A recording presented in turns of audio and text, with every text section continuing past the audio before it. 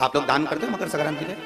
कितनी चीजें दान करते हो? मंदिर में दान दे दिया जाता है, उसको कहते हैं गुप्त लक्ष्मी, जिससे घर में कोई बड़ी बीमारी प्रवेश न हो। एक घर था कुंभ, फिर इस कुंभ घर में आग लगी थी, तब दूसरा घर बना था मकर, फिर मकर घर में भगवान सूर्य नारायण आए, उनका आदर हुआ, तब जाकर ये मकर संक्रांति हुई। कोई ऐसी हो गई क्या मकर संक्रांति? मकर संक्रांति का मतलब क्या है? क्यों कहते हैं कि ये 13-14 चीजें आप लोग बांटते हो ना, तो किसको बांटते हो?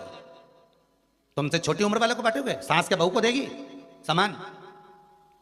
सास बहू को देती है क्या सामान? नहीं। बहू किसको देती है? सास को।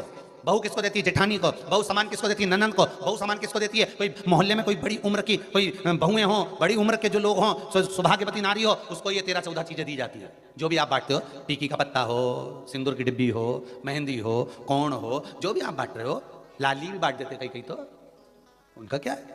तो ये जो चीज आप लोग बांटते हो, ये किसको देते हो? आप लोग किसको प्रदान करते हो? छोटे को नहीं, घर से बड़े को, जो आपके अवस्था से बड़े हैं, जो आपसे बड़े हैं, आप उनको दे दें।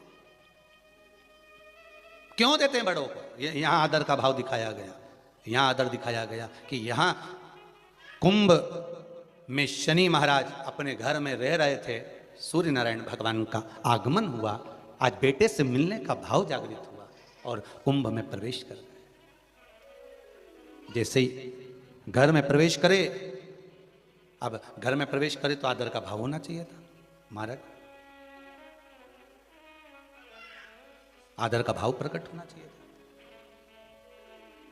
अभी कथा में कहा था, कोई घर का बड़ा आए, बुजुर्ग आए, आदरणीय आए, सम्माननीय आए, आपके पास में कितनी भी दौलत हो, कितनी भी संपदा हो, कितना भी धन हो, कितना भी वैभव हो, आप कितनी भी अच्छी कंपनी में जॉब कर रहे हो, आप कितनी भी अच्छी जगह पर पोस्ट पर बैठे हुए हो, आप कितनी भी अच्छी नौकरी कर रहे हो, चाहे आपके पास में बड़े से बड़ा पद क्यों ना हो, पर आपके भीतर बड़ों के पीछे, बड़ों के प्रति सम्मान भाव उत्पन्न होना चाहिए। सम्मान का भाव, एक आदर का भाव, आज सम्मान का भाव प्रकट करिए, आदर का भाव प्रकट करिए।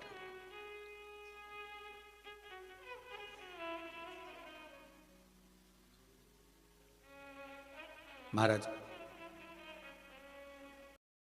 पूरे वर्ष में एक दिन ऐसा आता है, मकर राशि में सूर्य प्रवेश करता है, तो उसे मकर संक्रांति कहते हैं। महाराज ध्यान दीजिएगा, पूरे वर्ष में एक दिन मकर संक्रांति का। हमारे हिंदू धर्म में ये दिन है, हमारे हिंदू धर्म में जो ये दिन है। अच्छा, कई लोग कहते हैं कि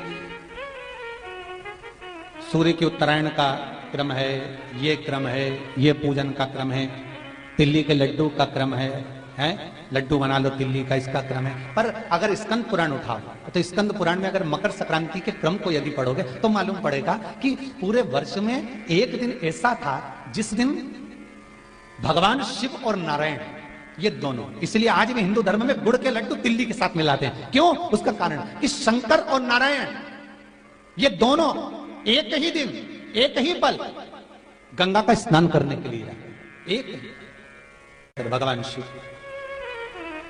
देखिए कितना कितना हमारे हिंदू धर्म में एक एक तिथि का, एक एक बार का एक एक महत्व है, उसको समझिए।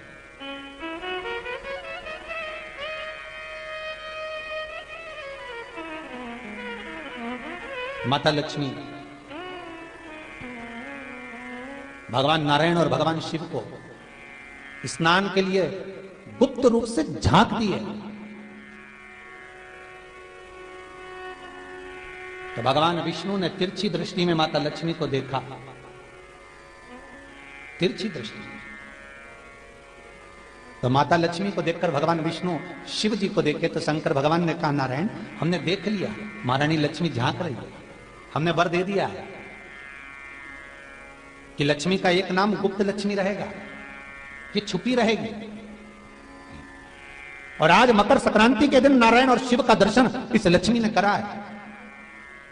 पर जो गुप्त लक्ष्मी का दान दे देगा, उसके घर में कभी कोई बड़ी बीमारी प्रवेश नहीं करेगी।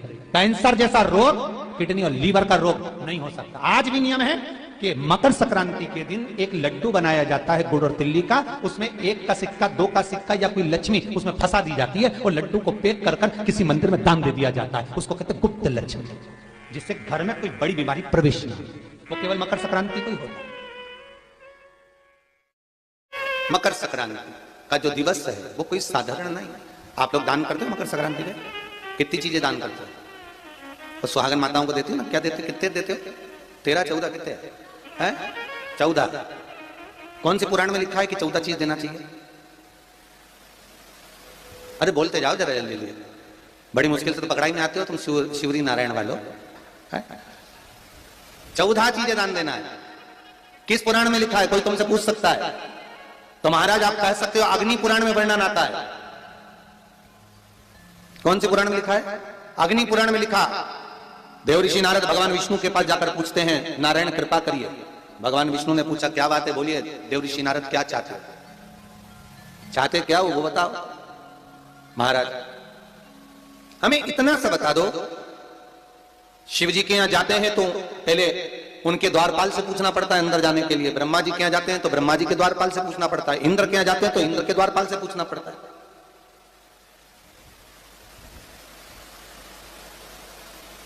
हम जितनी भी जगह जाते हैं तो कोई ना कोई द्वारपाल से हमें पूछना पड़ता है अंदर जाने के। भगवान देवऋषि नारद कह रहे हैं नारायण से कुछ ऐसी कृपा कर दो कि हमें किसी से आज्ञा लेना ही नहीं पड़े। भगवान विष्णु तो उनकी बात को बस थोड़ा सा सुने और अंदर चले गए। नारद जी को लगा हमारा तो कोई जवाब ही नहीं दिया। नारद जी वहीं पर टिक गए, खड़े रहे, नाम जाप करते। विष्णु वापिस आए और देवऋषि नारद से कहा एक काम करो, जब सूर्य मकर में प्रवेश करते हुए उत्तरायण की ओर जावे, उस घड़ी उस पल में देवऋषि नारद तुम 14 बार भगवान के नाम का, शिव नाम का दान दे दीजिए। भगवान नारायण के नाम का, राम नाम का, कृष्ण नाम का दान दे दीजिए। अब देखो यहां पर यह नहीं लिखा कि प्लास्टिक का डब्बा दो। समझ लेना जी हो अच्छे से कि लोगों ने दान को कितना भ्रष्ट कर दिया वो बताया जा रहा है। अग्नि पुराण में यह नहीं लिखा कि तुम प्लास्टिक की चाय की चन्नी दो 14, बाल्टी दो 14, या प्लास्टिक का डब्बा दो 14।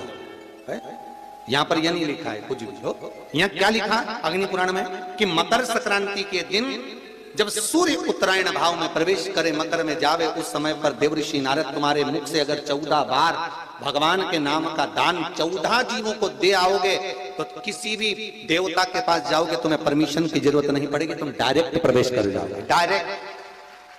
अब तुमको अगर वैकुंठ में डायरेक्ट प्रवेश करना हो तो बिना पूछे, तो उसके लिए कहा ही मकर संक्रांति पे दान दो। तो किस चीज का दान देना है महाराज? प्लास्टिक का डब्बा नहीं, बाल्टी नहीं, चन्नी नहीं,